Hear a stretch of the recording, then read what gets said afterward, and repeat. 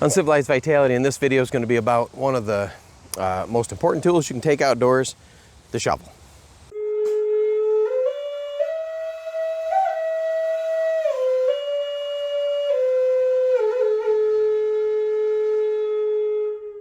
All right, so let's talk about shovels, and I got a few examples here.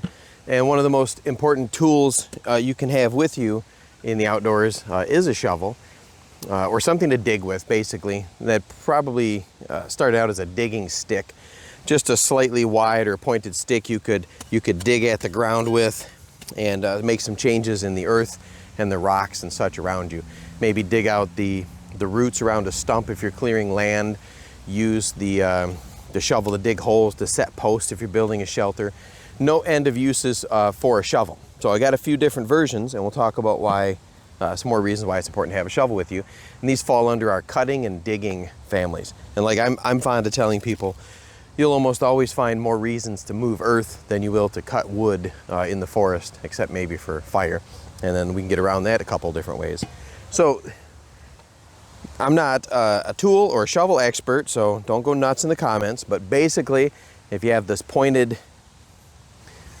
spoon part, that would be called a shovel. And if you have a blunted spade, or a blunted squared off area, you'd call this a spade. So a shovel and a spade. So let the internet go nuts and correct that. But here's two versions, and these are short, small, I wouldn't call them pocket version, but easy to travel with, kind of light, other than a full-size shovel. And I can use this to move coals in the fire. I can make a trench with it.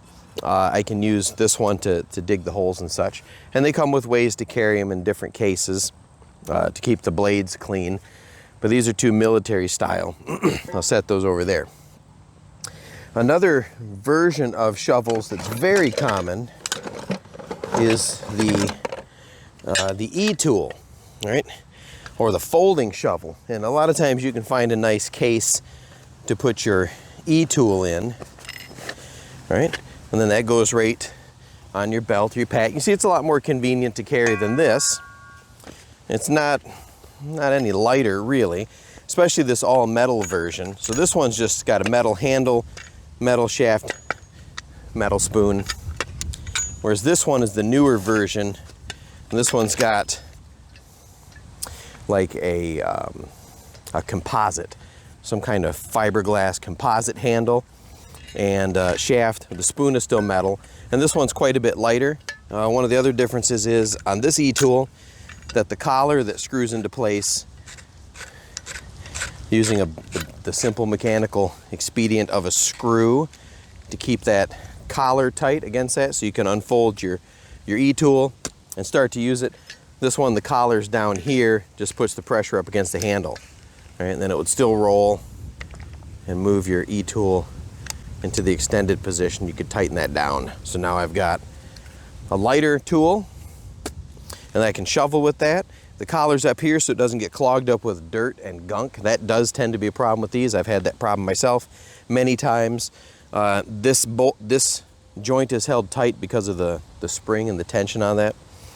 So a little more convenient to carry than the fixed shovel or spade. However, the trade-off for the lightweight and the convenience is these mechanisms can fail. You can break the collar. You can get dirt and mud trapped in there. They're not any lighter, really, just more convenient to carry. But sometimes that's saying a lot. One of the other good things you can do with these E-tools is I can change the angle on the head and set that in. And now I've got kind of a hoe or an adze that I can use to chop into the earth, right? Or maybe scoop this way. So that's kind of neat, right? So I do like the new versions with the composite handles. They don't do as well in the cold. I just broke the one, so I wouldn't say too much bad about them, but I do like those, and they are easy to, like on our campaigns, to hand out a bunch of these, so every couple people have a shovel. Sometimes you need specialized shovels, like a snow shovel, right? So we have this little snow shovel here. We take usually a dozen of these or so on our camp adventures, and this is almost I know it's called a snow shovel, but since it's wide, almost a snow spade. But you can move a lot more snow with this lightweight aluminum. It's got places to use a carabiner to attach it to my pack. And let me see if I remember how this works. I believe you can put the handle on a different angle here. Yeah, so you could use the handle to do this to drag snow over. So you can change the handle around a little bit. Right? This is great for the winter. I used to just take the one shovel, but now having this tool that's made specifically for the snow is pretty handy. Right? And that breaks down real small, but it's nice to have that. We've even cooked on some of the other ones, which I guess I can't recommend. So another way you can go, and this is my shovel. This is my favorite shovel. It's got a neat carry case. This is the cold steel Spetsnaz or Russian special forces shovel, or at least it's based on their military shovel, as opposed to even the improved US GI E-tool, which has got a lot of versatility. And I do like this handle at the top. This doesn't make it comfortable to move a lot of earth as opposed to the rounded grip. It doesn't fold down, so some of the pluses here are it's not as convenient or small a package to carry, but it is a little smaller than a standard USGI fixed shovel. Not quite as small as an E-tool. Right? So if I'm done shoveling, I can unscrew that and break this one all the way down so you can see the size difference. However, no moving parts. The handle breaks out in the woods. I've got two large crosshead screws or Phillips style screws that I can, with a multi-tool, I can take those out, take out the broken part and fashion a new handle in the woods. The spoon is a little more narrow and a little flat, but it does work. You can move a lot of earth with one of these. One of the other cool things is, and I do this as well as most people that have the cold steel special forces shovel, is I sharpen the edge. So I can use this as a modified hatchet. Not mostly for splitting, but I will limb dead trees. I will break some dry wood with this. I've had this one, the Badger, for a long time. I think I'm on my third handle in about 30 years. I got this the year the Cold Steel first offered these, and they let them out. We were, I forgot where, I think one of the Jays up in northern Michigan. My friend and I were out, and I bought him, because it was his birthday, they used to offer what was called the Bad Axe, and it was the same handle, same shape, but this was set up like a twin-headed axe for throwing. He got the last axe, and I bought this shovel that was next to it, and I thought, well, I can throw this shovel. And sure enough, you can. It's balanced for throwing. The Russian military uses this not only as a trenching tool and an E-tool, but in a pinch, this could be used as a hand-to-hand weapon, right? Which is honestly what attracted me to it. It's not that heavy. It doesn't weigh any more or less. Actually, probably weighs less than this E-tool, the metal one. You can sharpen the edge up and use that for limbing. You could have a self-defense weapon. It's not that heavy to carry. I will say one of the downsides is if you're doing a lot of shoveling, moving a lot of earth or snow, it can get a bit tedious with just that handle as opposed to like this crossbar and bending down that low. Now recently, my children found this, the boys found this at an outdoor store. I don't think it's a Cold Steel, it might be, but it's basically the bigger version of the Badger. So it's got a slightly, well, it's not much wider, but it's got a slightly longer spoon. I do have the edge sharpened on this, and it's got a longer handle, but it's got the same Phillips head screws that you can just turn out with your multi-tool, maybe even a coin you could wedge in there. So you could replace the handle in the field. Sometimes I have taken those screws out and broken the handle down to get this to fit in my pack. But it does come with I did find this neat aftermarket cover for this. I've gotten a shovel. All four of our boys have one of those shovels that they keep just in their car in case you got to dig something out. You know, you get stuck in a ditch or snow or mud. You've got a shovel and you can dig out, or you know, in case you have to tune somebody up, I guess. But I wouldn't say that. I'm just saying that facetiously, YouTube. But you know, it's there under the seat in case you needed it.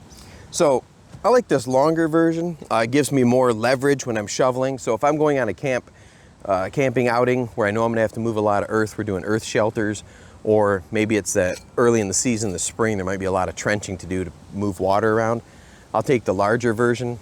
It's doesn't transport as easy as the smaller ones, but I'll just carry it in my hand with the cover, which I don't have with me. But just take this with me. It also makes a fine melee weapon, so this would be great in a pinch for zombies or something, and makes the shoveling easier. So this is a great tool to have. So another thing you probably want to have with you is a bucket. If you're going on a camp where you're going to be a campaign where you're making a base camp and you're going to be sitting generally in one area, making day trips out from that, having a bucket is almost invaluable. It's almost a necessity for your fire in the winter and the fall, or the high burn seasons, fire risk seasons. Got to have a bucket to fight the fire. You should always have a bucket of water sitting next to your fire and a pile of dirt. And getting your shovel and bucket makes both of those easy. Got to be prepared to fight it before you light it. You can take a bucket. You can pack in one of these Sea to Summit. It's a kitchen sink, but it's basically a 20-liter collapsible bucket. I can move dirt and water in these. We usually hand these out with our shovels on the hikes because this makes a more compact earth moving and water gathering package than this. So you're trading, always trying to balance out convenience of carry if you're going to be moving a lot with actually using the tools. So don't forget some kind of container. You could also use in a pinch, you could use your hat, you could use your multi-hood or a morigami to make a modified bucket to move dirt, and we've done that plenty of times. So besides moving a lot of dirt for shelters and having a shovel with you for possible zombie self-defense, the main thing you'll need a shovel with you for always is number 2, making a cat hole out in the woods. You can't just poop everywhere, anywhere you want. You got to bury that. It's not nice to do that, right? So you're going to want to take a smaller shovel with you at the very least. This is a garden tool. I don't know what you call it, a little trowel, right? My gardening wife is nodding at me. It's something you'd use in the garden, but you know, it's got a long handle, so it makes it convenient to make your little cat hole and dig to do your business in. And it's even more convenient than this. But again, the trade-off, I'm not going to move a lot of earth. I'm not going to dig a ranger grave or a foxhole real quick or any sort of defensive position with this thing. But it's kind of neat. Usually for cat holes, people end up taking these smaller types of shovels. You can get by with just a plastic, super lightweight orange trowel. It's orange. You won't lose it. This is one of those cheap little Coghlan camps made in Canada. Fabrique au Canada. So you can get that at Walmart or something. This is great, but you know, this ground is kind of hard. I'm more than likely going to snap my little trowel making a cat hole in this. You could go with a metal, right? A little folding metal trowel. This is kind of neat. I could work into the ground here, but it's sort of small. It's not super handy to dig with, but it's good to have something with you. You could split the difference and go with, which I kind of think is a little gimmicky, but you could use, see, I'm already irritated at this. I wouldn't use it. You could take a mini E-tool. This one's even got a spike on the back, right? So you can make a little spike. You've got your little spoon that folds out, a little extended handle. So this is like a miniature version of your E-tool that folds up, and you can get it in these different positions. Same mechanics, the little collar, screw it up collar, and now I've got a little hoe with adze on the back, little pick, and I can use this to make my cat holes. It folds down for convenience. It comes apart with that extended handle.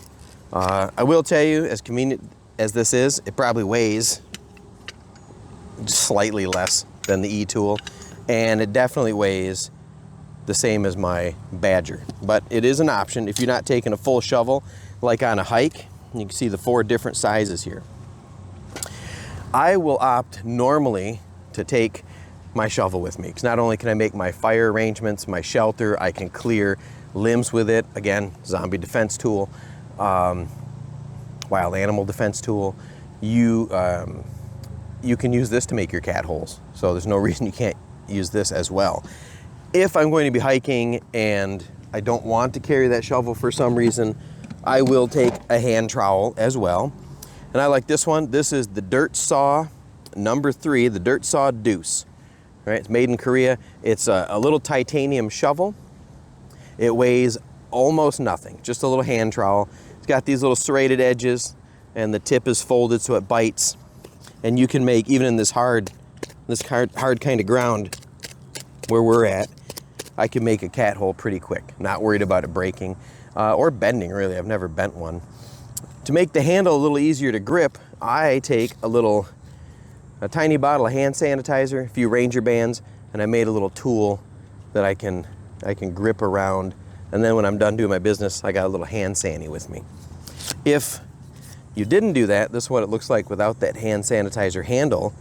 Oh, I should have brought the other one. I've got another one by another company. It's titanium, and it's made more like a wedge. What's that one called? Maybe I'll put it in the link.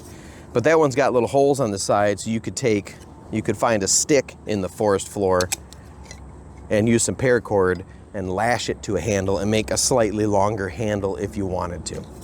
This one, because it doesn't weigh anything, this always stays in my toilet kit, so I know I've got my digging tool. If absolutely necessary, I could make do with this for different purposes.